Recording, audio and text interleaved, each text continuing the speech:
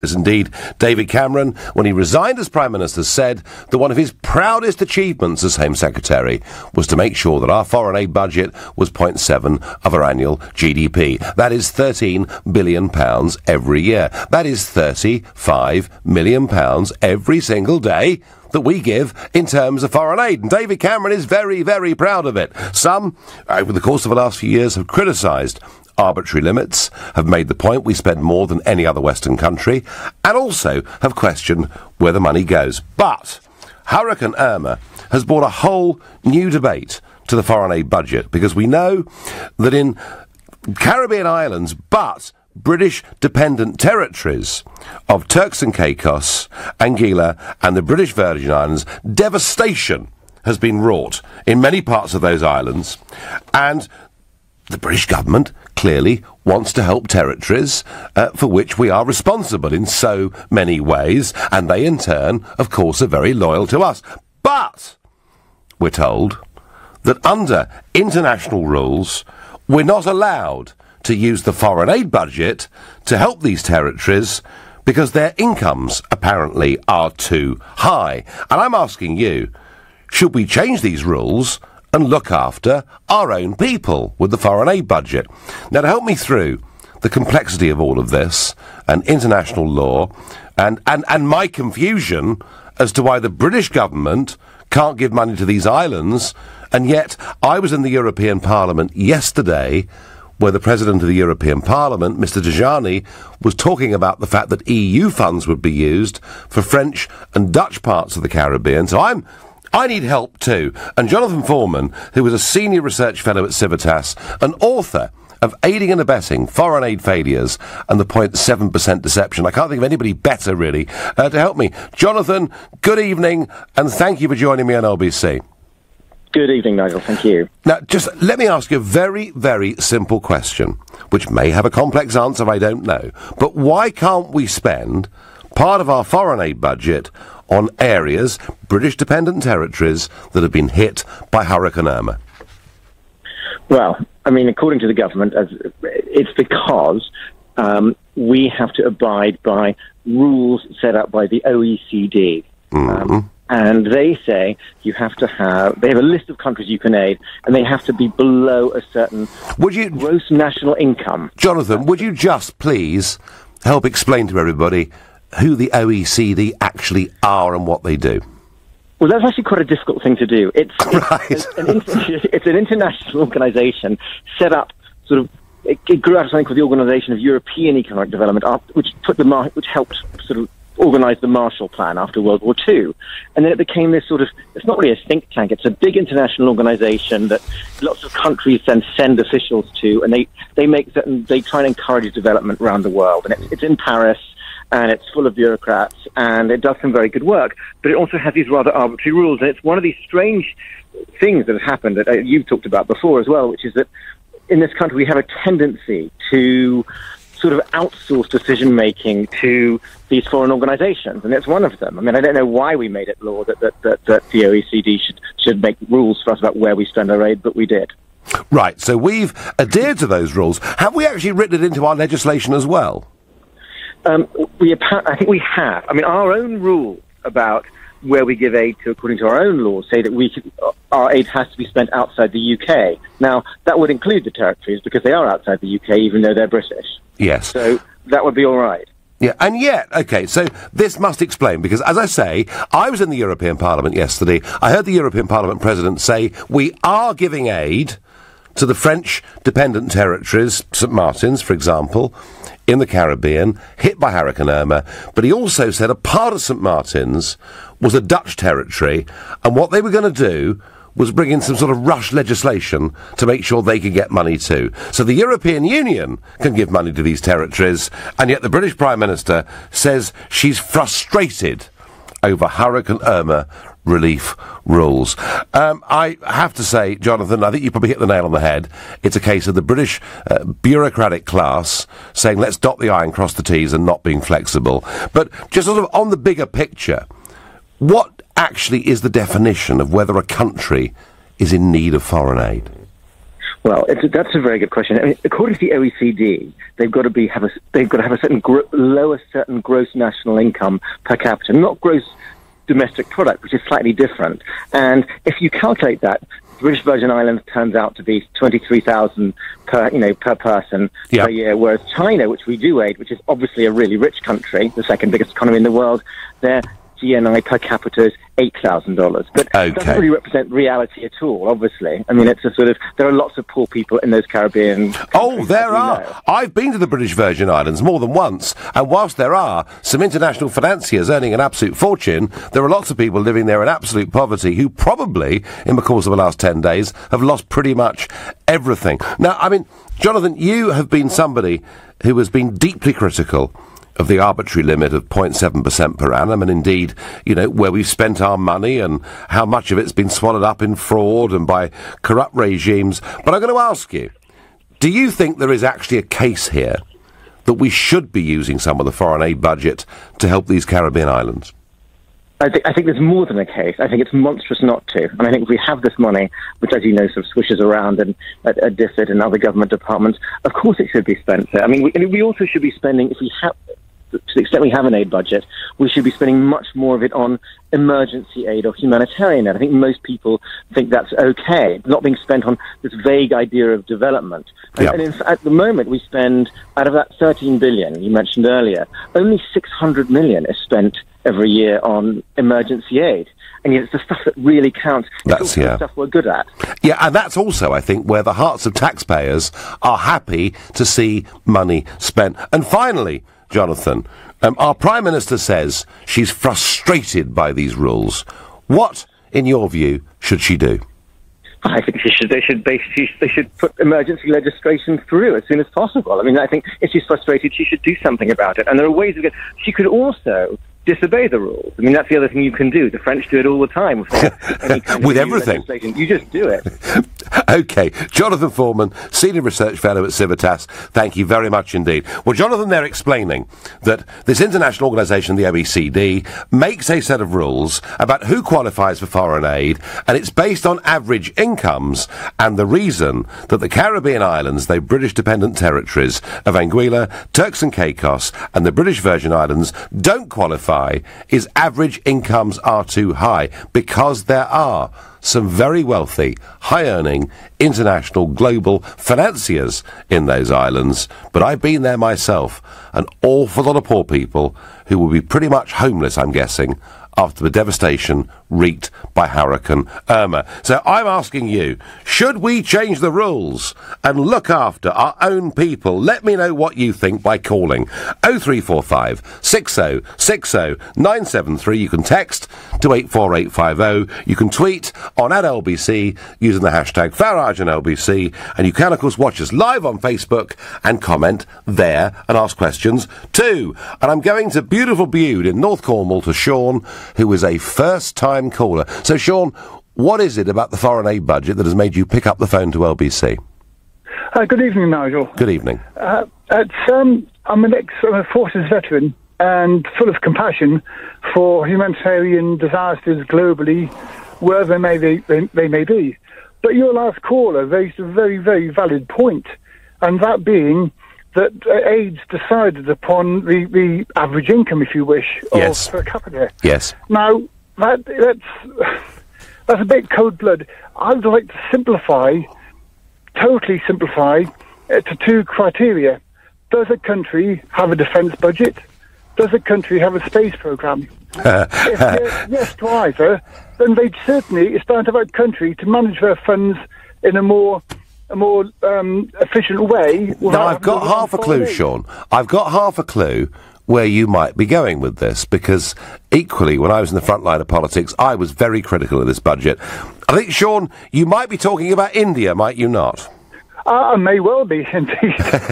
India and Pakistan and China, it's ridiculous, Nigel. It is totally, in today's modern age, particularly today, Bank of England yet again kept our interest rates way down low. Yes. Our country is suffering drastically.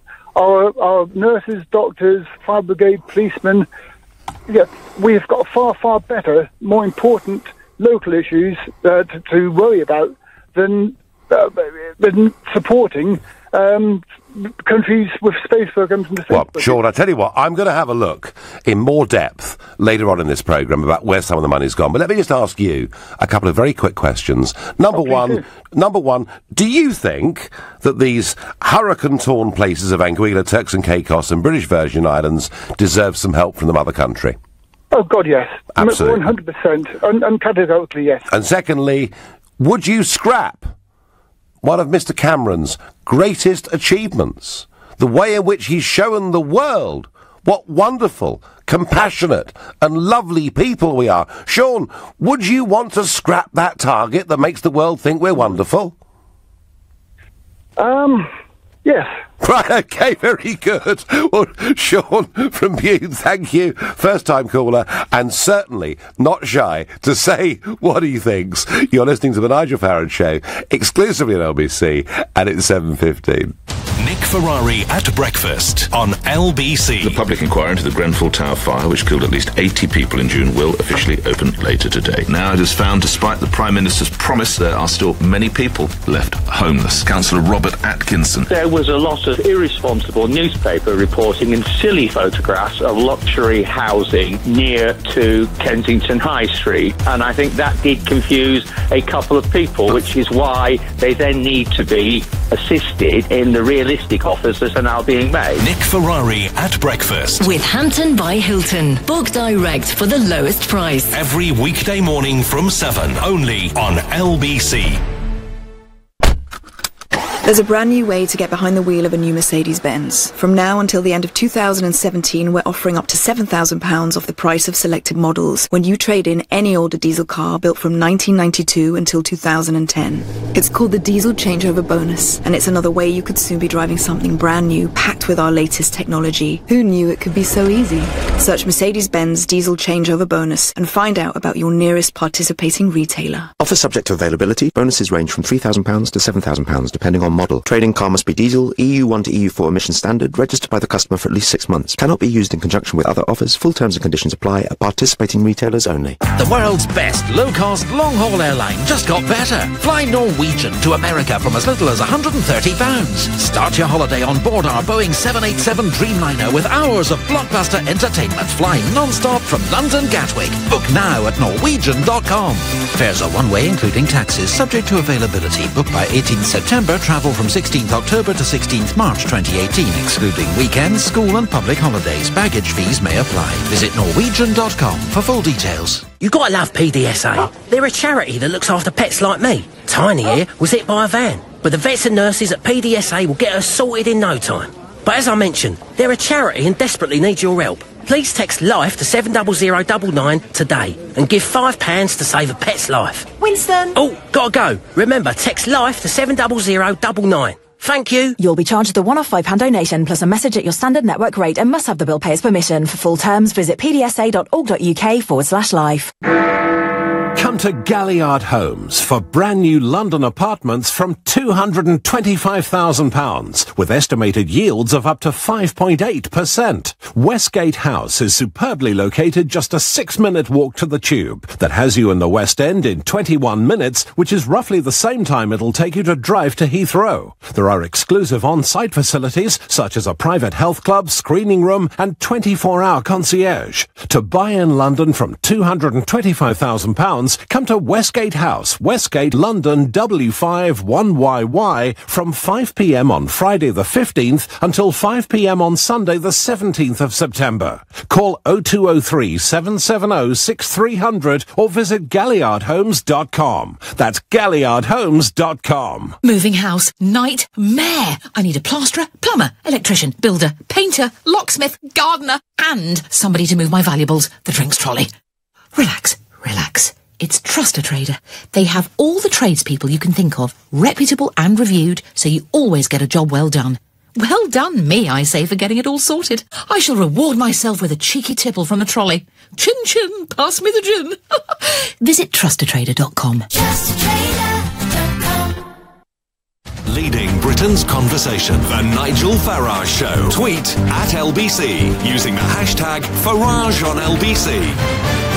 Our Prime Minister says she is frustrated by international rules that prohibit her from using some of the foreign aid budget to help British dependent territories in the Caribbean, such as Anguilla, Turks and Caicos, and the British Virgin Islands. But this does, I think, lead to a bigger debate about foreign aid as a whole. And let me be clear, I am deeply critical of the arbitrary limit of 0.7%. Not only do we spend more than any other country in the Western world on foreign aid, but actually we find towards the end of the financial year, if we're underspent, we have to get rid of $1 billion as quickly as we can. I think arbitrary limits are crazy. And where the money goes, I mean, goodness help me. I mean, July this year, you know, we're having a debate about the fact that £64 million of UK taxpayers' money goes to an African country ruled by a tyrant suspected of murdering his rivals. This is Paul Kagame in Rwanda, you know, and you've got dozens of people disappearing, being murdered, deep allegations of bribery and fraud and everything else. And it isn't just there. It goes on to many, many other countries, you know, be it El Salvador or Sierra Leone or wherever it may be. And the ultimate joke that we've been giving money to Argentina, who've been buying jets, which they could use against us at some point in the future, and giving money to India, who have got aircraft carriers with aeroplanes on them, space programs, nuclear weapons. We've even been giving money to China. I think the whole thing is a complete and utter joke. And if this really, Mr. Cameron, is your finest achievement as the British Prime Minister, it's pretty poor. And as for us not being able to use part of this gigantic £13 billion a year budget, £35 million a day, and all the British government so far have promised is just over 50 million to help our own people in the Caribbean who've been through this rough time.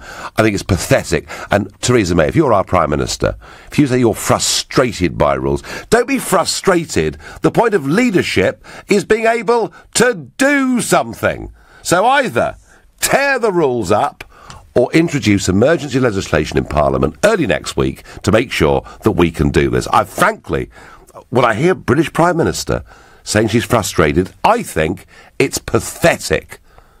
But if you think I'm wrong, and if you think it's ridiculous, then if you really think we should just go on giving this money to all these countries around the world, but not our own dependent territories, because a few rich, high-earning people live there, then call me on 0345 60 60 973 and put me right.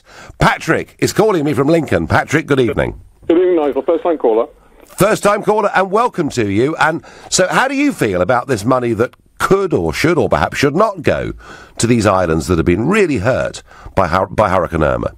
I'm baffled by the hypocrisy of it all. If we're looking at GDP per capita, we wouldn't be at the top table for the top 20. We're 27th. And saying in terms of there are rich people who live there, yes, but presumably they're serviced by very poor people who've lost everything. They've lost their jobs and their homes, and yes. I think they need humanitarian help. I don't even know why we had to raise it as an issue. We should just have quietly sent the money over from that sort of ring-fence budget and been quiet. Oh, but Patrick, the Prime Minister says there are rules set down by the Paris-based bureaucracy called the Organisation of Economic Cooperation and Development. I mean, Patrick, don't you respect the rules from organisations like this? Well, people make rules. I respect rules as much as I respect people. I don't respect everybody. So the Prime Minister, frankly, should just crack on, change the rules, and give these people some money, yeah? Absolutely. Terrific. Patrick, you could not be clearer, and thank you very much indeed for your call. Nigel, I was always taught that rules were there for the guidance of wise men and the obedience of fools. We should spend our money on our own territories before anyone else, says Jeremy in Richmond. Yes, Nigel, I agree with you. We should... we should be able to use our foreign aid budget to help our own people first. In fact, so far, France and the Netherlands can help their Caribbean islands because they're part of those countries, so it's not foreign aid. That's on Twitter. Technically, you're right. Technically, the French overseas territories have representatives in the French Parliament, the Assemblée Nationale, so they are considered to be, you're quite right, a part of France, whereas we have a slightly more hands-off approach, whether it's Gibraltar or the British Virgin Islands or wherever else. So I do take that legal point that was made on Twitter, and yet the European Union, which of course has no territorial hold over the Caribbean, was boasting in the European Parliament yesterday that they're going to give money to French and Dutch dependent territories. Oh, I didn't hear, by the way, a single penny being offered from the European Union to any British dependent territory. Funny that, isn't it? I wonder what Shahid in Hemel Hempstead makes of this. Yeah, well, one big massive problem I've got with your stance is you failed to mention that all of these overseas territories are tax havens. They allow the Googles of this world and other massive companies to dodge paying taxes, the right amount of taxes in this country, and they just register themselves over there. Right, and so... if those islands choose not to, like, collect... So, hang on. So, would you call Luxembourg a tax haven? I don't know about Luxembourg, but I'm British. Would you call Dublin a tax haven? Sorry? Would you call Dublin a tax haven? Well, they've got a lower rate of... But don't try to dodge the point. If they choose not to... No, Shahid, what I want to just get to the bottom of is this.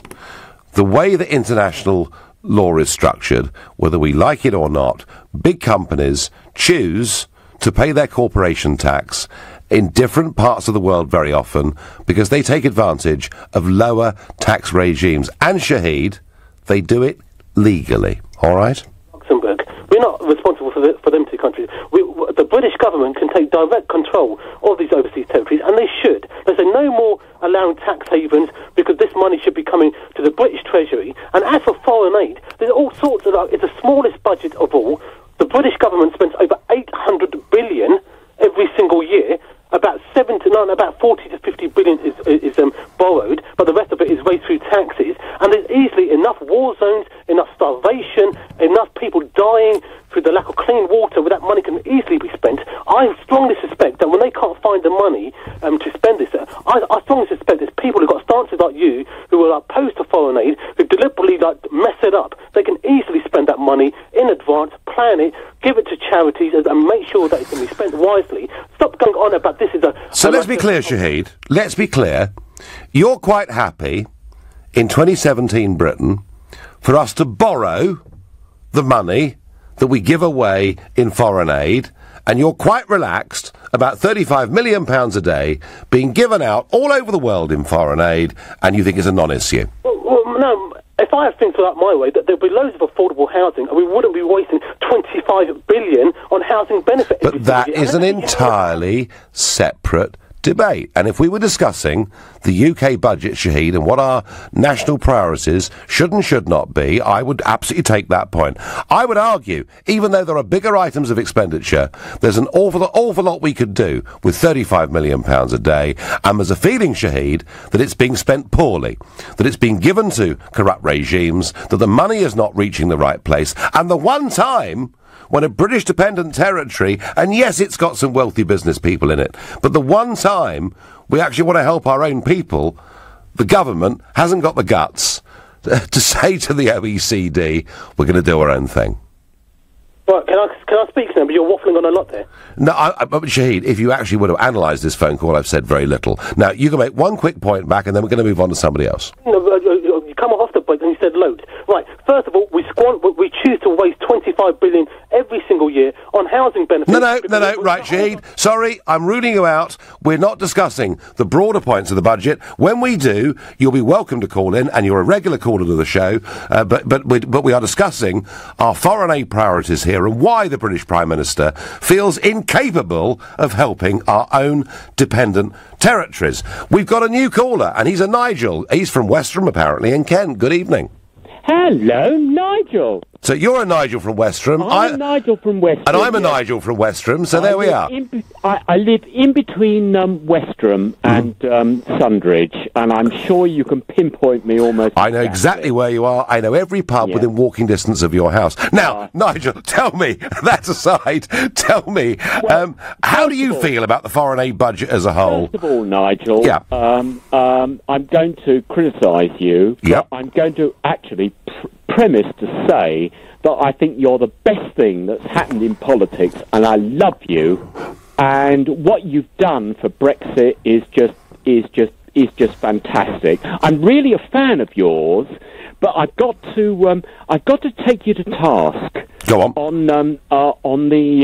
On the situation about whether or not we should help the British Virgin Islands. Yeah, you've got, Nigel, you've got 60 seconds. Right, okay. In which, and by the way, no repetition, no hesitation. You've got 60 seconds to make your point. Okay.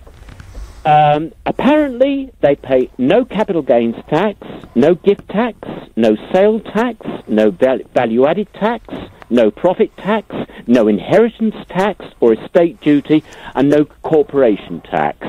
Now, possibly, this country ought to recognise the fact that it's in a very, very accident-prone area as regards hurricanes, and maybe they ought to set aside a little bit more tax to compensate for the fact that they're likely to get serious damage over hurricanes. Okay, no, that's a fair point. These are islands that have some big amounts of money swilling through them, and they should perhaps have their own contingency fund to deal with these issues. I totally accept that point, but, and I accept that point, and I think you're absolutely right, but in terms of our own foreign aid budget, isn't it a bit weak and spineless of a British Prime Minister saying she can't help the poor people in these territories because of international rules? Well, I think the country is sort of really responsible, for its own population. You see, I mean, I think we had different problems, and we had to charge tax, for the people that aren't quite so deserving or... Well, there's always an argument for deserving and undeserving. I'm going to say thank you to my namesake from the same postcode. You're listening to the Nigel Farage Show, exclusive in LBC. It's 7:30 and time for the news with Thomas Watts. Arsenal have announced the kick-off at tonight's match with Cologne has been delayed in the interests of crowd safety. As many as 20,000 Cologne fans are thought to have come to London with fewer than 3,000 away tickets available and have blocked major roads in north and central London. Grenfell Tower residents have been told a public inquiry into June's fire can and will provide answers. Retired Judge Sir Martin Moore-Bick has officially set out his scope and timetable, and more than 40 tonnes of UK aid has arrived in the Caribbean after Hurricane Irma. It's as some Caribbean territories are being considered too rich to be allowed money from development budgets. LBC weather, blustery showers moving in from Scotland into England and Wales, a low of 9 degrees.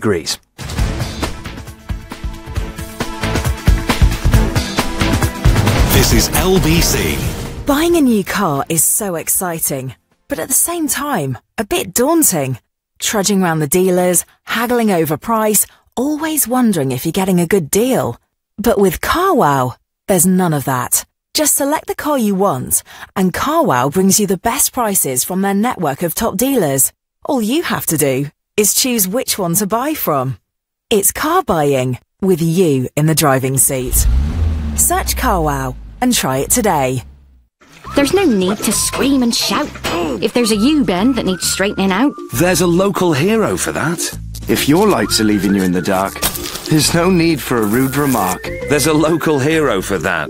Whether it's plumbing, heating, drains or electrics, we've got a local tradesman who can help. There's no call-out charge and all work comes with a 12-month British Gas guarantee. Book online now. There's a local hero for that. Localheroes.com. It's a London derby this weekend on the new Sky Sports Premier League channel as Arsenal visit Stamford Bridge.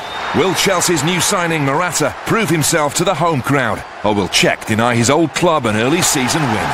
So what are you waiting for? Upgrade today and watch 126 live games this season on our new channel dedicated to the Premier League. Now for £18 a month. Search New Sky Sports.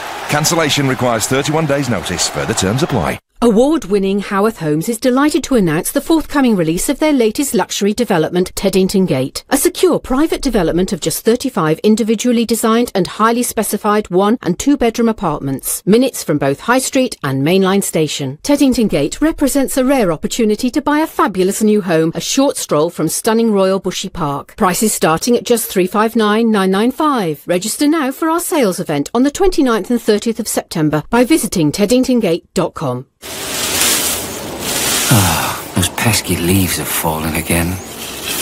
No bother. Get home to our succulent southern fried chicken meal for 2 with crispy potatoes and salad for only £6. Give yourself something to look forward to this autumn evening with our delicious meals for 2. Choose from any mouth-watering main and 2 tasty sides. Another great value meal deal for you from the Co-op. Subject to availability. See participating stores for details. Meal deal includes 1 main and 2 sides for £6. Happiness starts with a smile. As one of the UK's leading dental travel clinics, Vital Europe have offered cost-effective dental solutions to over 30,000 patients for the last 10 years. After an initial consultation, our clinics in London and Budapest use dental implants to give you a smile in just 1 day before a further final treatment. With finance packages and a treatment guarantee, take a positive step to a healthier looking smile with vitaleurope.co.uk. The Nigel Farage Show on LBC. Call 0345 6060 973. We have the biggest foreign aid budget of any Western world country, and yet, apparently, we can't use any of it to help our own dependent territories in the Caribbean who were so badly hurt by Hurricane Irma. And a lot of you feel very strongly about this on both sides of the argument. Randy says on Facebook, we can't stop foreign aid altogether. Have a heart. We have got a heart, Randy, for the poor people living in the British Virgin Islands and the other islands who've lost everything.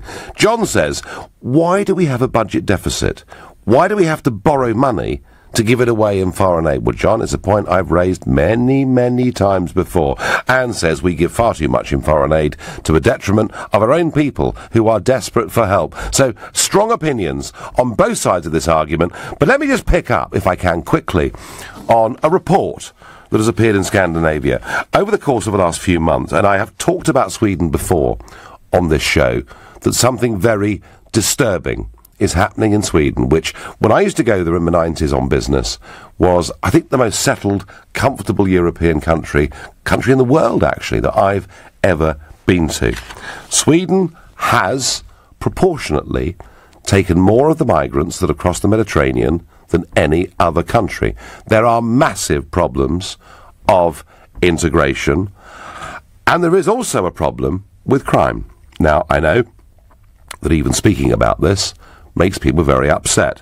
But I'm going to say this, because I think it's very important, that a journalist, a Swedish journalist called Joachim Lamotte, was investigating the rape of a 12-year-old girl in Sweden, and was told that police have not even interviewed the prime suspect 2 months later, because authorities cannot cope with the sheer volume of cases since Sweden opened its borders to mass immigration 2 years ago.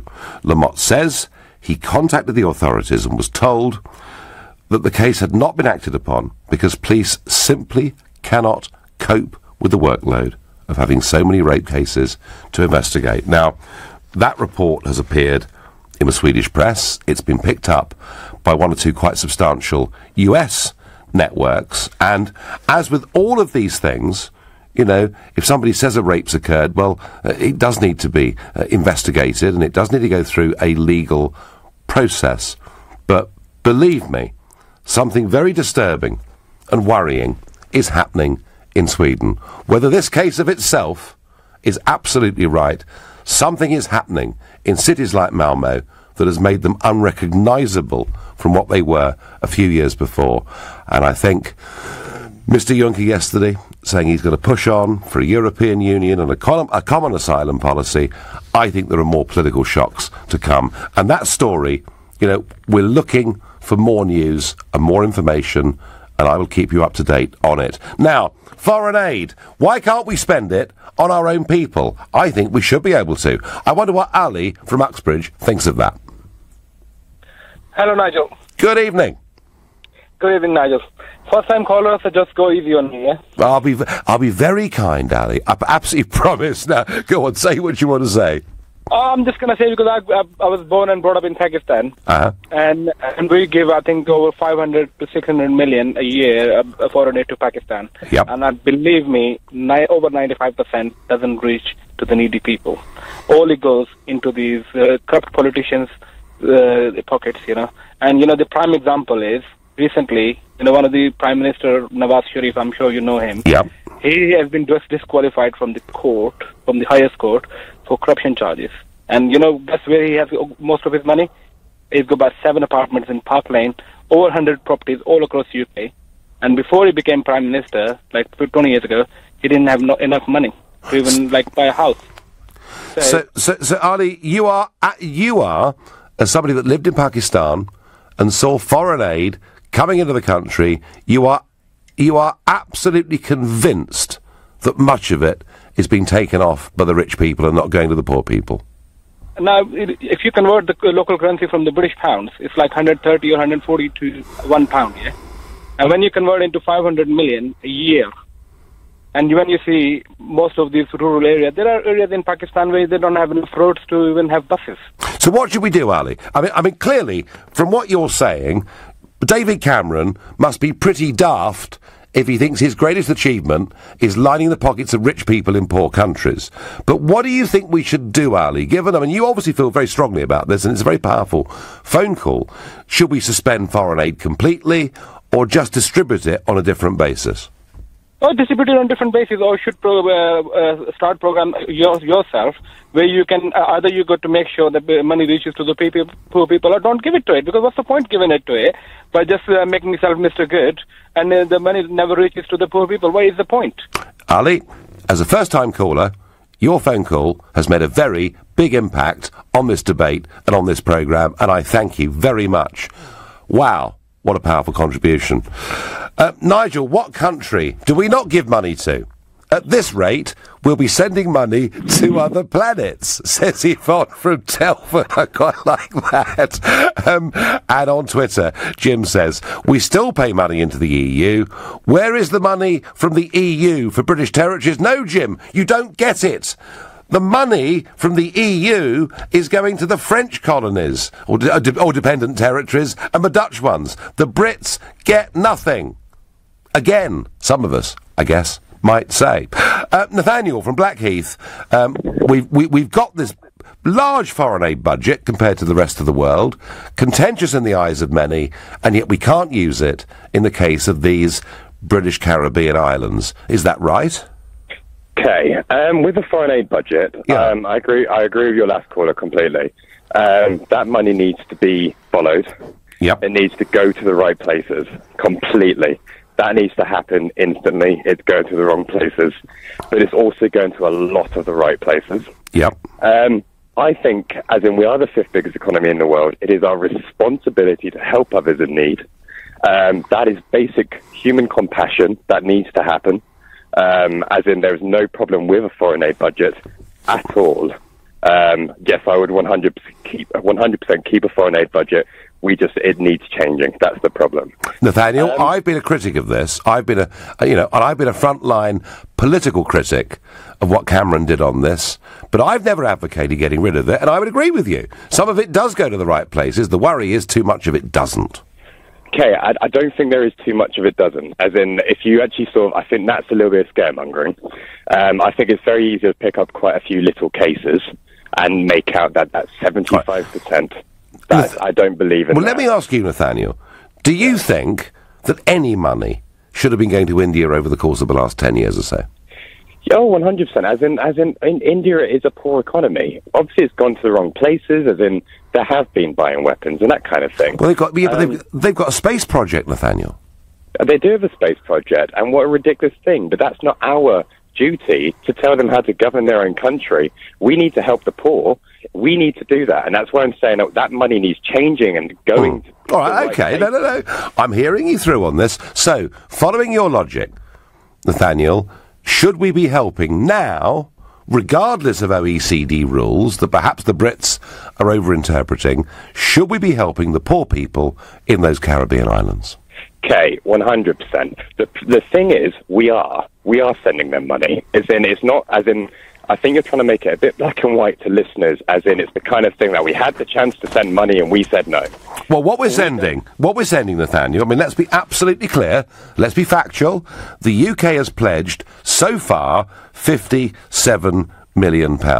So we are pledging some money, but actually, in the context of what's needed to rebuild things, it isn't really very much, is it?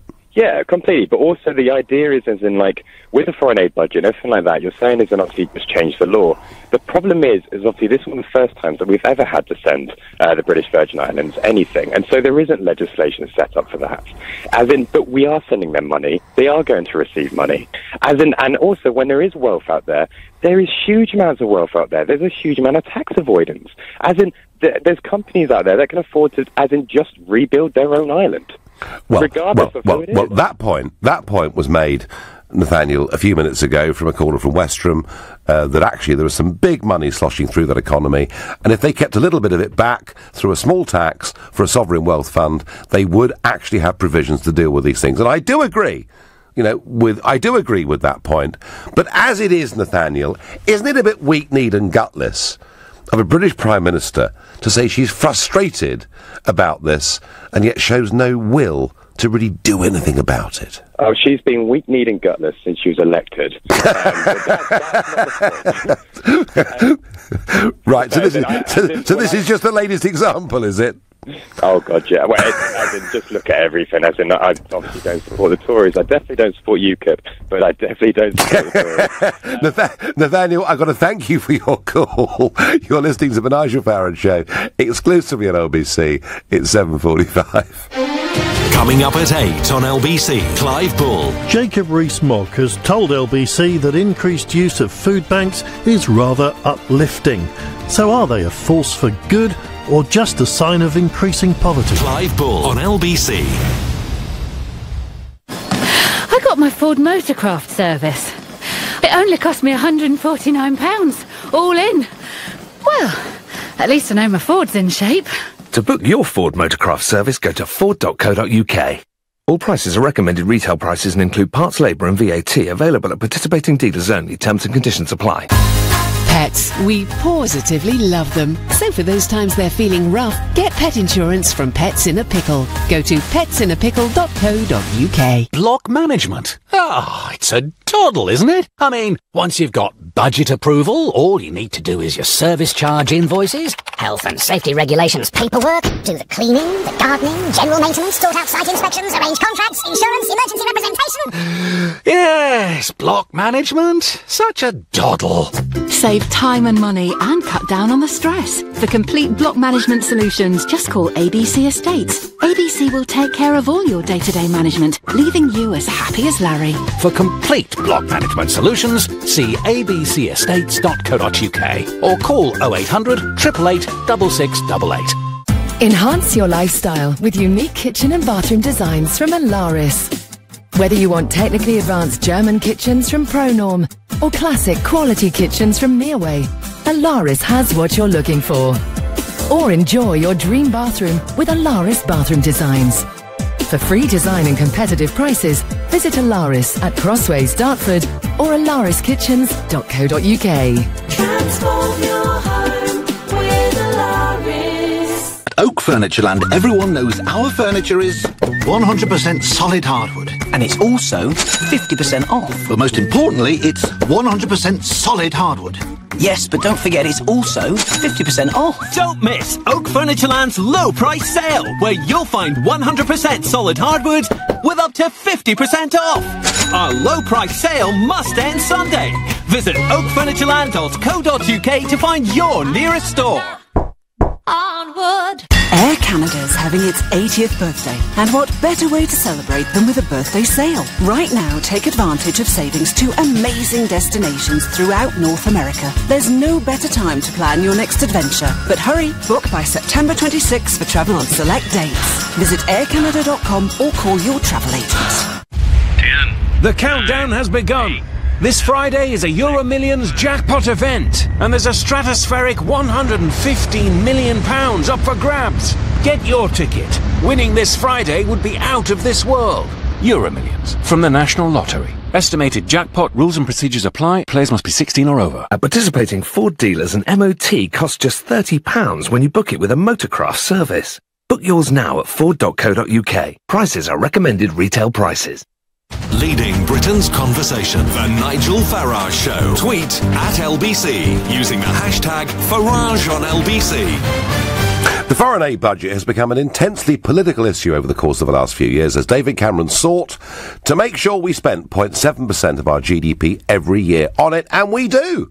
It's £13 billion a year. It's £35 million every single day. It is, by any measure, a very large sum of money. And there's argument about how it's spent and where it's spent, and yet, when Hurricane Irma wreaks its destruction and does so to British dependent territories of Anguilla, Turks and Caicos and the British Virgin Islands, we find the British government is not allowed to use that foreign aid budget to send money because of international rules, and the Prime Minister says she is frustrated. So are you frustrated that we can't help our own people in this situation, or are you even more frustrated by the way that foreign aid itself is administered? Or perhaps you think, actually, we're proving that we're using this money to be a force for good. Matt says on Facebook, until you can convince the rich to be more compassionate and think less of their bank accounts, the countries in the world will not get better for the common person. Matt, that's fine if the foreign aid's being used to help people who need it and not being taken off in corruption and all the rest of it. Now, Barry is my next caller from Croydon, who I'm told has some experience of these islands. Barry, good evening. How are you going, Nigel? Are you all right? I'm very well indeed, thanks. So Barry, tell me, you've got some family links with these islands, I'm told. I certainly have, and I'm coming from a personal interest here. Yep. Because my folks are from both islands, St. Martin and neighbouring Anguilla. Okay. Okay. Now, I do agree with the question that you posed. I think that our foreign aid budget needs to be rethink. And I will not go as far as to call the Prime Minister spineless and gutless. Right. But there is something wrong. You know, there is something wrong. And I think that we should do away with the rules. This is a real emergency. And I must just let your listeners know that at the moment, I have family who are surviving on canned foods because the fresh food is a bit hard to come by at the moment. At night, they've got no electricity and they are living by candles. And so it is very, very poor. And just one last thing, people knew that really after this like devastating tragedy hit, we all knew that St. Martin would get more money from the French and that Britain would just... And Barry, just 1 second, you know, I made the point earlier, I was in the European Parliament yesterday, and the European Parliament President was saying, we're giving money to St. Martin. So yes, absolutely, they will get money, no question about it. And it is really disgusting because people really need to say, well, the UK government wants to have all of these islands, but they don't want to support them. And as you mentioned earlier, there is a sort of hands-off, a sort of a distance approach. But like whereas St. Martin is more built up and it's got more investment, and it is pretty poor. It is really poor, Nigel. I mean, Barry, listen, I'm pleased that you've called because we get sort of direct experience with somebody telling us what it's like for those on the islands that aren't rich, and that's very important. And yes, I'm with you. I think Theresa May, I mean, either tear the blooming rules up and ignore them, or introduce emergency legislation. It's not hard. But Barry, the other argument that's been made is that throughout these Caribbean islands, there are some fairly big companies operating and swishing through some big sums of money. Could perhaps a little bit more help come from some of them too? Well, this is the wrong argument. You've had two callers ring up. Yep. When you have people put their money overseas, they look after their own personal interest. They are not going to look after the other 5,000, 10,000, 15,000 people on the island. I do hear that point, but that is a different argument for a completely different time. That is not the argument. Barry, would you? That's not the argument. Barry, let me ask, and thank you for that. Barry, let me ask you, and you've got knowledge of what's going on there, is this a real emergency? It is. You have the ferry, which takes you over from Blowing Point in Anguilla to St Martin, out of action. And if you can see inside it, it looks like there's been a massive fight between some drunken yobs. It really is desperate. And I thank Boris Johnson for going down there. And he sounds as if he's fighting for us, but I think we need to stop being wishy-washy. Yeah, no. Barry, listen, Barry, thank you for that call and some first-hand family insight into the situation down there. Barry, first-time caller, it's a very valuable call, and thank you. Why are the British not allowed to use EU funds to send to the overseas territory as the French and the Dutch can? Are there different rules? Yeah, Leslie, there are. We're British. It's quite simple. We never seem to be very good at winning at these things. No, Leslie, the point was made earlier. Certainly, I can't speak for the Dutch, but in the case of France, their dependent overseas territories are actually part of Greater France, and they send MPs to the Assemblée Nationale, and that's the real reason why. Why give money to a country when they can't spend their money in the right areas? Indians are in poverty, but space is cool, I guess. Yep, no, lots of those. We could have bought another invisible garden bridge with that 50 million, says George from Glasgow. And Dave is calling from Harold Wood. Good evening, Dave. Good evening, Nigel. I want to thank you so much for being the stick that prods the hornet's nest, which is the EU. Thank you very much for that. Oh, well, I mean, they do keep stinging me, Dave, but I'll keep on trying. Now, the foreign aid budget, I want to ask you two questions, Dave. One, as a whole, is it bloated and being badly spent? And two, should we be using some of it to help our own people in these islands? Well, I think if we're proud to call one of these islands the British Virgin Islands, I think we should support them. It's part of, I guess, our colony. Please excuse my history. Well, actually, I mistakenly used the word colony earlier and corrected it very quickly to dependent territory. So that's the right place to be, Dave. So there is an issue, of course, with tax avoidance and so on. But the trouble is, like we did with our banking here, if we're going to start penalising the banks, they will go abroad. So they must be spending money on whether people supporting their lifestyle out there. So there is a certain amount that needs to be relied on from the rich earners. But do you know what, Nigel? I'm almost ashamed to be an Englishman sometimes. And it's the EU flexing their muscles again, just showing us how weak we are. We are. Do you know what, Dave? I rather agree with that. We're weak. Thank you. And my last caller this evening is Louise, who's calling from Shaftesbury in Dorset. Good evening. Good evening, Nigel. How are you? I'm well. Louise, we're running out of time, but you've got 60 seconds to tell me without hesitation or repetition how you feel on this issue. The point I want to make is I think there's a lot of financial prejudice going on here, and I think May is being very weak and hiding behind excuses of what she can and what she can't do. I think she's politically covering her bottom, and I think that we ought to be, no matter what, sending money out there. There are poor people, that's irrelevant. It is our territory. We should be helping. If a hurricane hit an area of Scotland, if there was lots of wealthy there and poor, it would be irrelevant. It would. We would be, yes. We would be supporting and we would be doing whatever it took to rebuild infrastructure. And that should be exactly the same with these territories. Do you know what? You didn't need 60 seconds, did you, to make that point and make it incredibly clearly. Louise from Shaftesbury, another first-time caller, thank you very much indeed for that call. And Louise really sums up in many ways how I feel about all of this. You know, I have had grave reservations about the Cameron policy on our foreign aid budget as a whole. I think we raised it to try and send a big virtue signal to the rest of the world.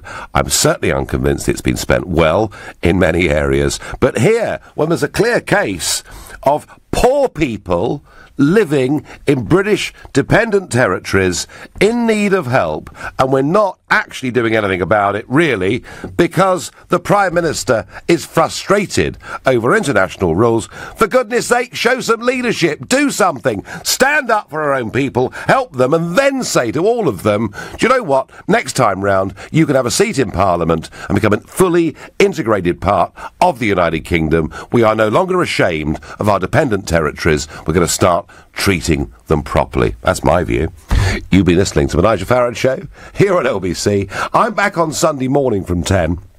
Coming up tonight from 10 o'clock, it's Ian Collins, but up next, it's Clive Bull.